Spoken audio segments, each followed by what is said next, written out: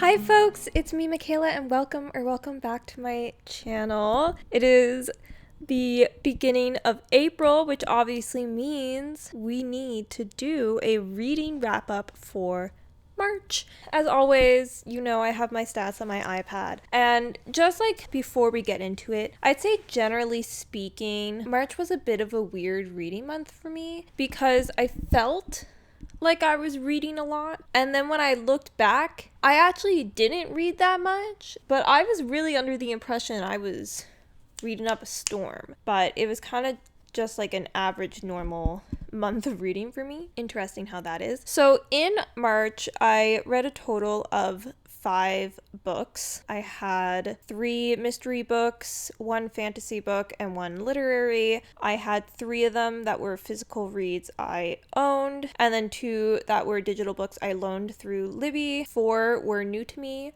1 was a reread. We're still doing the rereads. I'm actually doing another reread right now. Like I said, guys, 2025 is the year of the reread, okay? We should all be rereading. I did read a total of 1,405 pages in March, which is about 281 pages a book and approximately 45 pages a day. Right in like the middle average zone for my reading. And I had an average star rating of 3.8.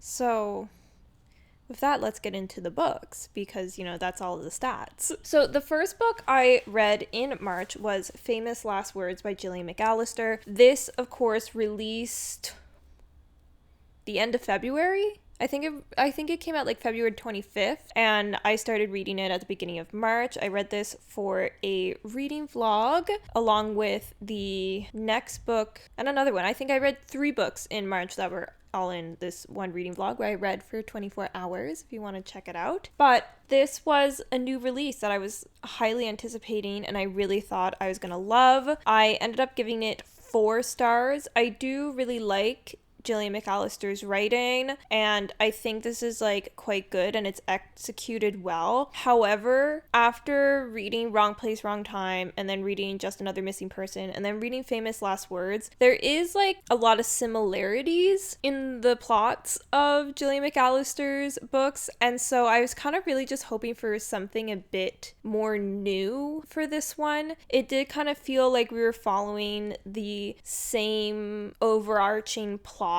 of like main character must look into past of significant relationship in their life to discover the truth of their past to solve the mystery of the present or whatever. You know, like it kind of all feels like that, and I was just really hoping for something new because I thought the premise of this book is great. And it wasn't a bad book by any means. Like I said, it was like 4 stars. It was a solid book. This is like you're following Cam. Is it Cam in this?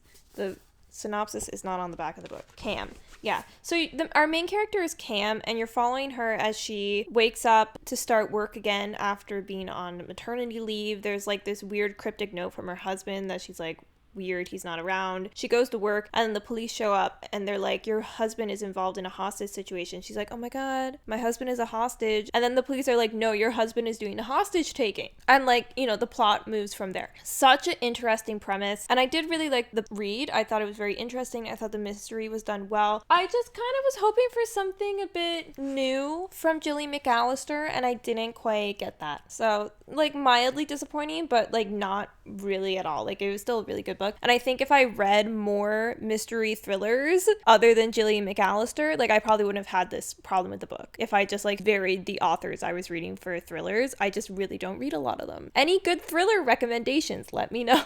So the next book I read was Somewhere Beyond the Sea by TJ Klune. This is the second book, the sequel to The House in the Cerulean Sea, and I ended up giving this 3 stars. I really felt that nobody needed this book. This book did not need to exist, and I think it didn't necessarily like tarnish The House in the Cerulean Sea for me. I did love The House in the Cerulean Sea, but I felt like, you know, that was a standalone finished completed book, and this felt like a fan service sequel that was not planned nor intended, and it was just that, you know, the first book was such a huge success, write another one. So it was good and it was fine because we were back with this found family and the characters we love and the relationships and the coziness. But then we like threw in this like really high stakes kind of conflict, because of course you have to have a conflict in the story, but it just felt like so catastrophically large in comparison to like what I was wanting from reading a cozy fantasy book,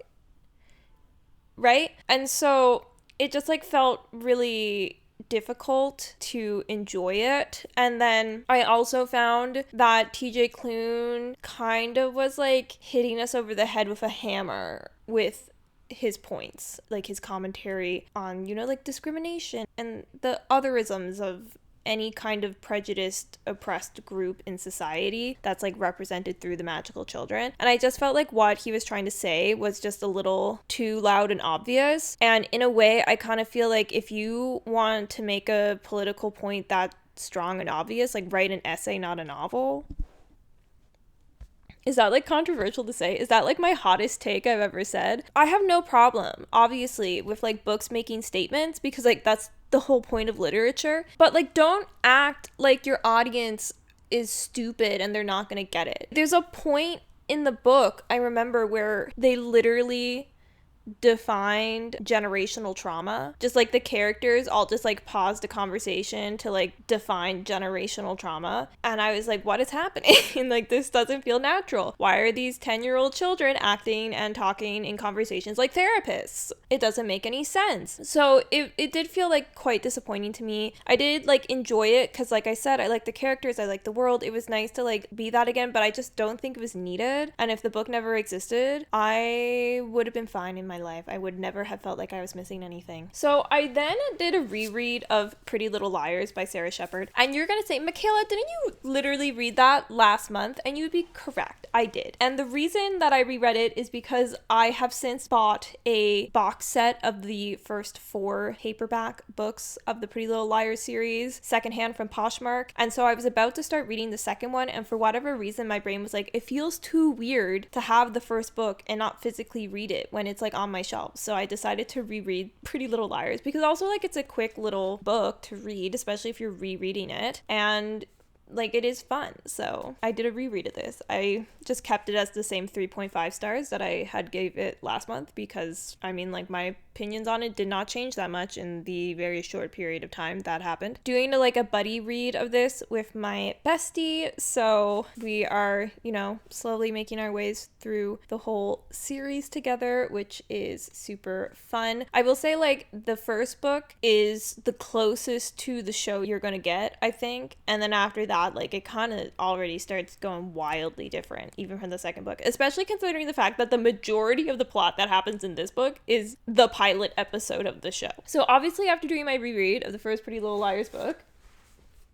I read the second Pretty Little Liars book, Flawless by Sara Shepard. I also gave this a 3.5 stars. I find this whole series very difficult to rate because it's the only book series I've experienced where I'm reading the book and I have no numerical opinions. Usually I'm reading a book and when I put it down, I'm like, I think I'm feeling like it's a 3. I feel like I think it's a 5. I think it's feeling like it might be a 2, you know? And I just read this, like, brain empty, no thoughts. I don't even know if there are vibes. I think I leave my own body when I'm reading Pretty Little Liars, and then I put the book down and I'm like, I have no idea what I'm gonna rate this, because it's just like trashy teen mystery novels, and it's weird to rate them good because I don't really think they're amazing, but then I have a lot of fun with them, so I don't want to rate them poorly. But then there's so much problematic behavior by like literally everybody in these books that I also don't feel like I can rate them well, so then I just keep ending up giving them 3.5 stars because I don't know what else to do, because that just seems like the middle of the road. Like, it's good, it's not great, I had a fun time. I feel like that's the best I can